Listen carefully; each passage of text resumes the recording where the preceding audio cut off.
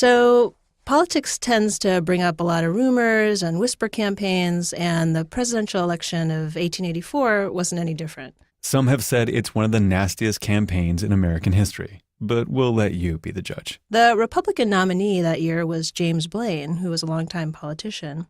Blaine had been accused of taking bribes from railroad companies when he'd been Speaker of the House. And Blaine's opponents taunted him about his unethical business deals with this little ditty. Blaine, Blaine, James G. Blaine, the continental liar from the state of Maine. Vicious. The Democratic nominee in 1884 was a newcomer, New York Governor Grover Cleveland. So several days after the Democratic convention, the Buffalo Evening Telegraph published an exposé titled "A Terrible Tale, a Dark Chapter in a Public Man's History." The story reported that a decade earlier, Cleveland had fathered an illegitimate child with a Buffalo woman named Maria Halpin. The story was a little more complicated than that might seem. In the language of the day, Halpin had bestowed her favors upon several prominent men in Buffalo. So here's the thing. All of the others were married, and Cleveland was a bachelor. Cleveland wasn't the only possible father, but what Cleveland did was essentially took the fall for his friends, including his married law partner, Oscar Folsom. He took responsibility for the child, who was actually named Oscar Folsom Halpin. Cleveland arranged for the boy to be adopted, and when Halpin had a mental breakdown, she was institutionalized. So the Blaine campaign, Cleveland's opponent, came up with a famous taunt for Cleveland. "Ma, ma, where's my pa?" They marched in public with dolls and baby carriages. But Grover Cleveland didn't deny the affair and managed to weather the storm. Blaine made his own missteps in the campaign, and ultimately Cleveland made it to the White House. And that taunt to Cleveland, "Ma, ma, where's my pa?" was answered by President Cleveland's supporters with, "Gone to the White House, ha, ha, ha." Blaine and Cleveland were early targets of really dramatic and sensational newspaper stories designed to sell papers. And the 1880s witnessed the birth of what we now call yellow journalism, that kind of story. Papers like Joseph Pulitzer's New York World and William Randolph Hearst's New York Journal competed with each other to produce ever more eye-opening stories. And of course, in President Cleveland's case, he was quick to admit the affair.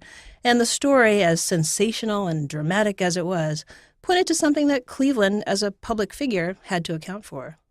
So now it's 2018. We're seeing claims about fake news, threats of lawsuits against the press, complaints about harms to people's reputations. And President Trump is right in the middle of it. In fact, on January 9th, his personal attorney tweeted that he filed a defamation action against BuzzFeed for publishing the Russian dossier. So it's time to ask, what does the Constitution say about defamation, a free press, and the First Amendment?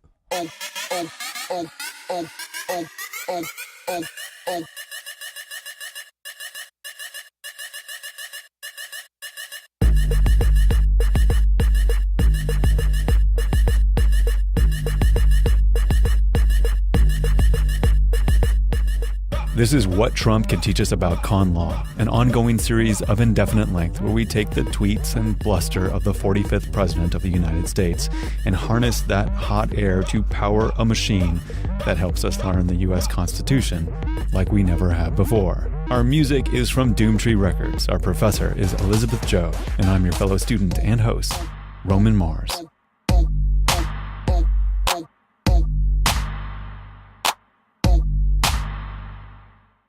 Are you hiring? Every business needs great people and a better way to find them. Something better than posting your job online and just praying for the right people to see it. ZipRecruiter revolutionized hiring. Their technology finds great candidates for you. It learns what you're looking for, identifies people with the right experience, and invites them to apply to your job. Right now, my listeners can try it for free at ziprecruiter.com/conlaw. That's ziprecruiter.com/conlaw. ZipRecruiter. The smartest way to hire. So everyone's reputation matters. And when someone makes a claim that harms your reputation, that you're a serial liar, for example, that can be really damaging and hard to undo. The law of defamation addresses these situations. Bad things either say or write or broadcast about you to third parties. Defamation law itself goes back to the Middle Ages. If one lord sullied the reputation of another, they'd fight to the death. We've abandoned that particular method of resolving defamation claims, but you can still initiate a legal claim against another person for harming your reputation. In American law, defamation is primarily something that's defined by the states, but it's subject to First Amendment limits. And remember, the First Amendment says that Congress shall make no law abridging the freedom of speech or of the press.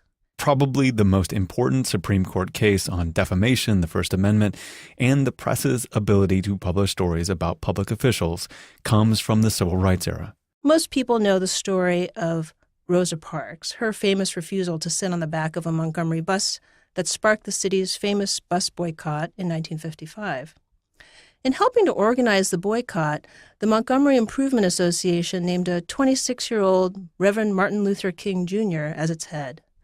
King's home was bombed in January of 1956, and the bus boycott was just one of many civil rights struggles in the South that involved protests, lawsuits, and sometimes deadly violence. So on February 1st, 1960, 4 African-American students from the North Carolina Agricultural and Technical College staged the first sit-in. They walked into a whites-only lunch counter at a Greensboro, North Carolina Woolworths and asked for coffee. The students were denied service, and they sat quietly in protest. The so-called sit-in movement spread across the state, then to Virginia, and then further south. Newspapers from across the country, including the New York Times, covered the protests and sent additional reporters down south. On February 25th, 35 students from Alabama State College asked to be served at the snack bar in the basement of the Montgomery County Courthouse. The white snack bar owner responded by turning off the lights and closing the snack bar down. The very next day, Governor John Patterson demanded that the students who'd participated in the protests be expelled from school.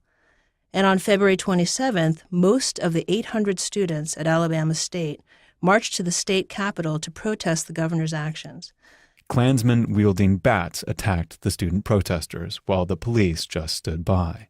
Just a month later, on March 29th, 1960, a group of civil rights leaders decided to publish a full-page ad in the New York Times to raise funds for the civil rights activists in the South. The ad was called Heed Our Voices and specifically addressed the sit-in movement and the activism of Martin Luther King. In one paragraph in particular, said something like this: "In Montgomery, Alabama, after students sang 'My Country 'Tis of Thee' on the state capitol steps, their leaders were expelled from school, and truckloads of police armed with shotguns and tear gas ringed the Alabama State College campus. When the entire student body protested to state authorities by refusing to re-register, their dining hall was padlocked in an attempt to starve them into submission." Other parts of the ad described the plight of King and asked Times readers to support the defense of Martin Luther King, the support of the embattled students, and the struggle for the right to vote. Remember, this was a fundraising advertisement. It was not a piece of reporting. But keep in mind, it was published as an ad in the New York Times. And while the ad didn't name any specific law enforcement officials, it did depict Southern police forces as brutal and racist. The Montgomery Police Department referred to in the ad was headed by Police Commissioner Lester Bruce Sullivan.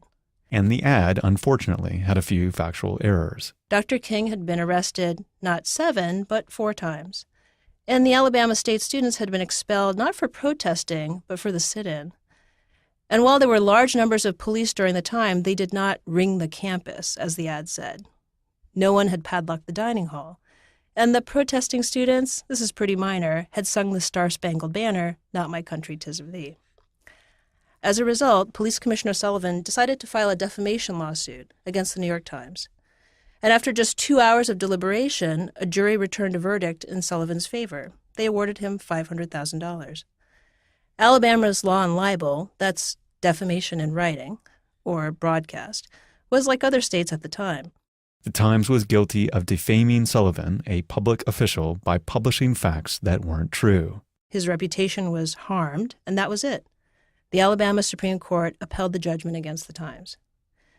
And now, while Sullivan actually probably did feel like his reputation was harmed, it's also true that the lawsuit was really also instrumental. It was to get back at what Southern law enforcement officials thought of as meddlesome and provocative reporters from the North.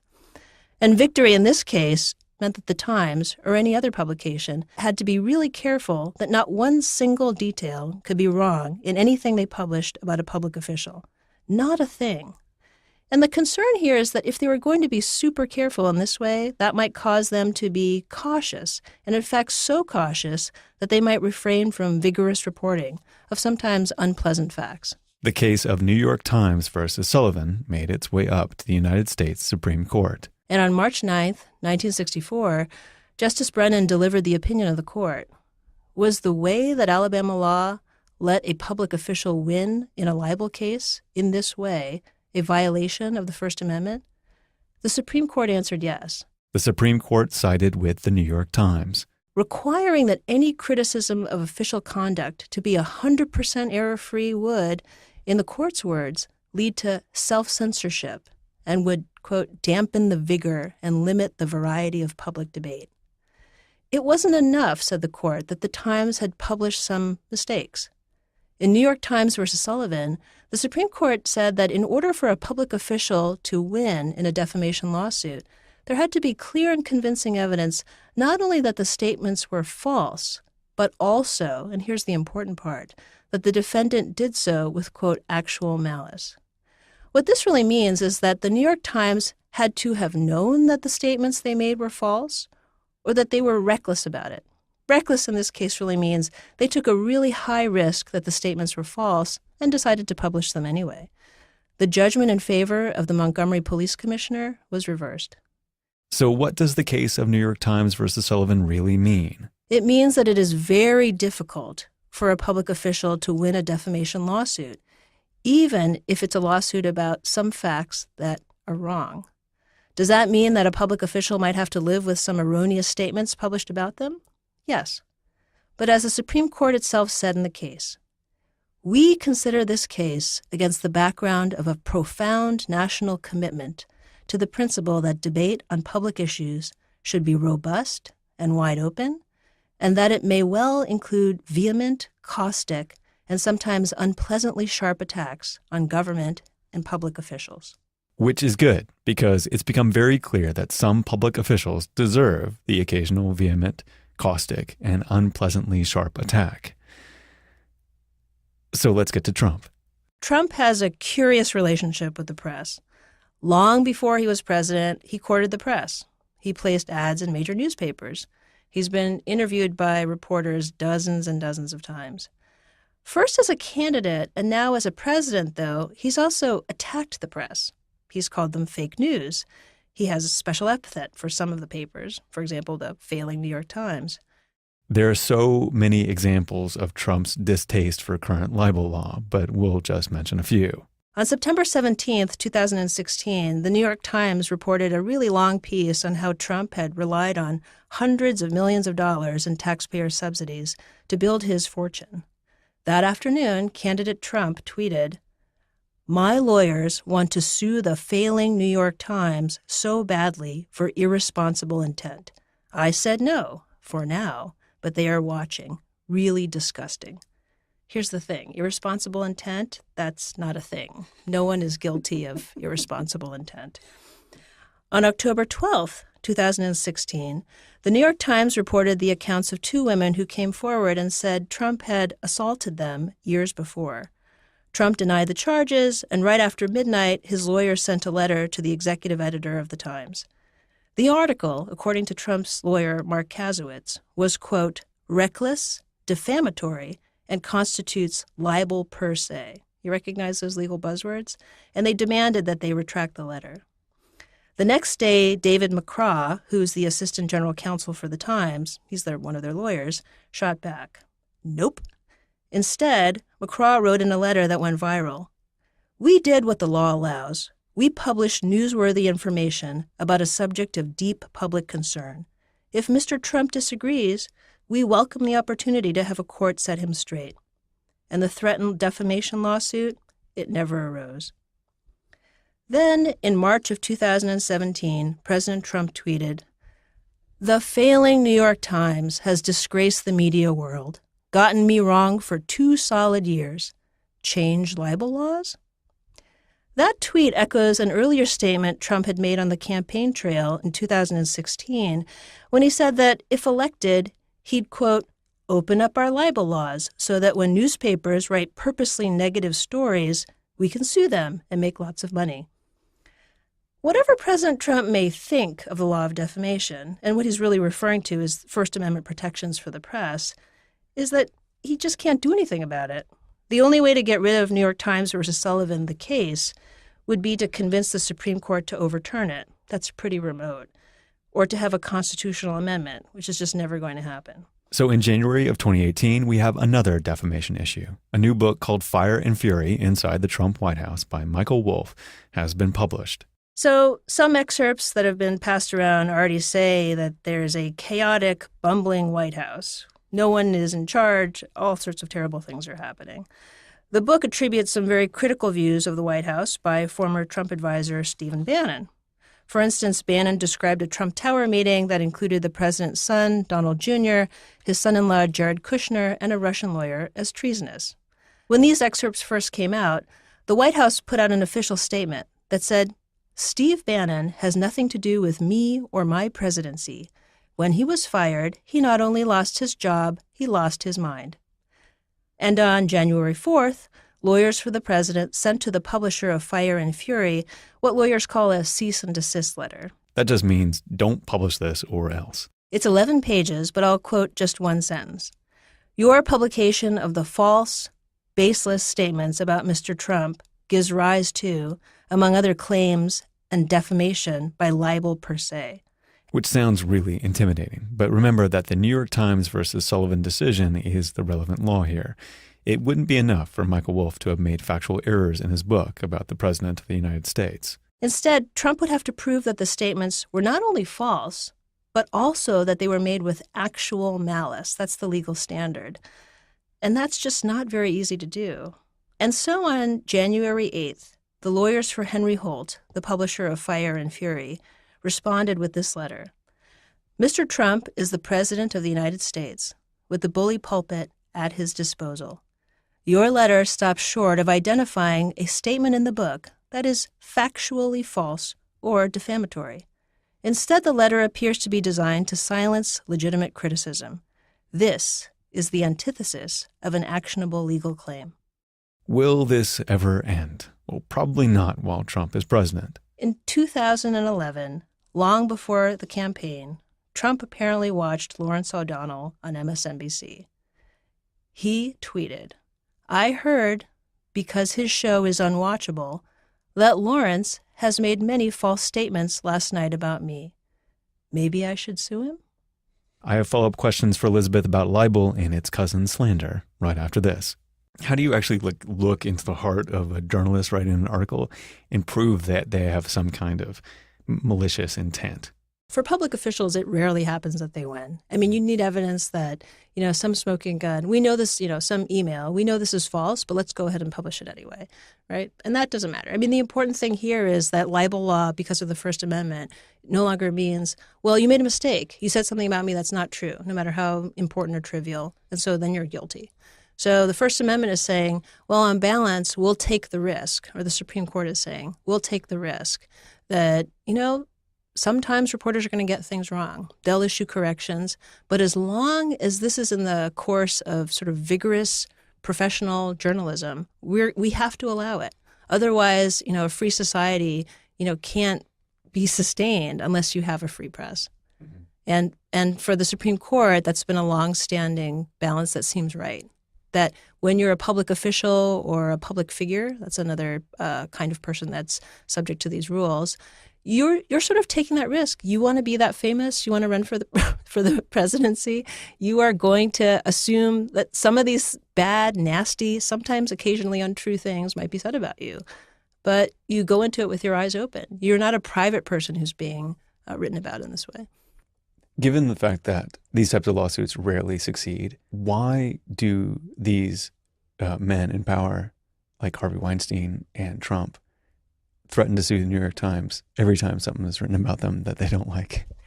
So, of course, I can't get into Trump's head, but I think that there's a couple of different reasons. One, it fits with Trump's persona. I think it means that, look, by my very cease and desist letter, by my lawyer saying, you know what, we're going to sue you for libel, it raises the question, for at least among some of Trump's supporters, well, could he be right? Is it maybe not something to be believed at all? Maybe they're all making up lies. So the very fact of the letter kind of reframes the issue as, don't believe any of this. It's all a lie. You don't even have to get to the filing of the lawsuit to change the conversation about, the truthfulness of the book or the reporting, right? In just regular old lawsuits, when you think about, what does it mean to threaten a lawsuit? If you're the New York Times, it's like a fly swat. You say, fine, bring it on, which is essentially what the New York Times has said. But it's also a signal sometimes to smaller press outlets, or if you're a blogger, let's say, that, you should just be scared and be quiet because you can't afford a huge lawsuit. It'll bankrupt you. And that occasionally happens too. So just the mere fact of a lawsuit, even if you're not going to win, can be so expensive and costly in lots of ways that the better alternative for a small paper might be, okay, we'll retract it. And that's the danger too, and a danger that the court recognized in the Times case. Even though it was the New York Times, which still is a giant institution, it was really talking about all kinds of reporting. And I think that's more relevant in 2018 than it was in the 1960s. What's the difference between libel and slander?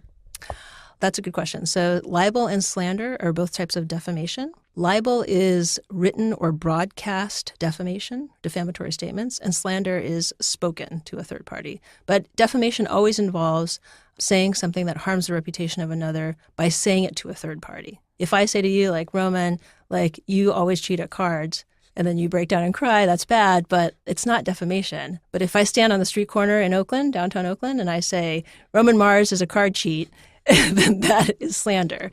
If I broadcast it on my blog, Roman Mars is a card cheat, that's libel.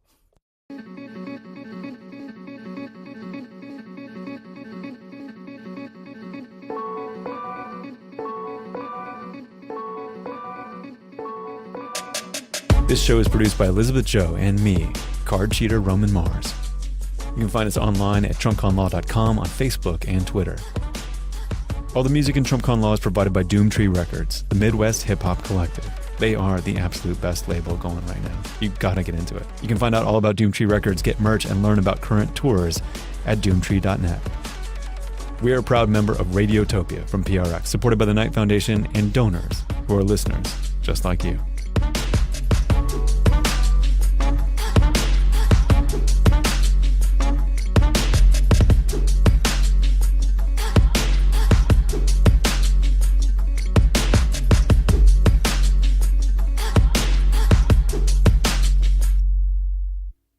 Also from Radiotopia, Ear Hustle.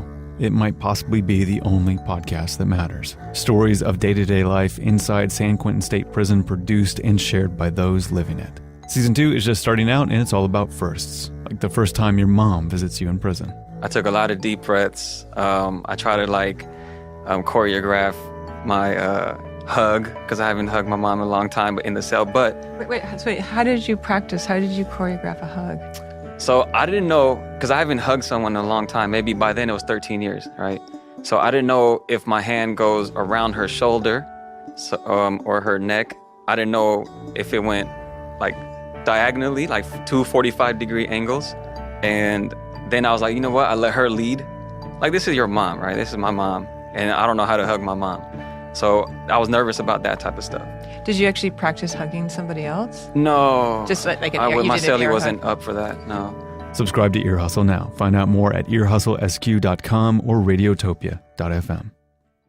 Thanks to AdZerk for providing their ad-serving platform to Radiotopia. Radiotopia.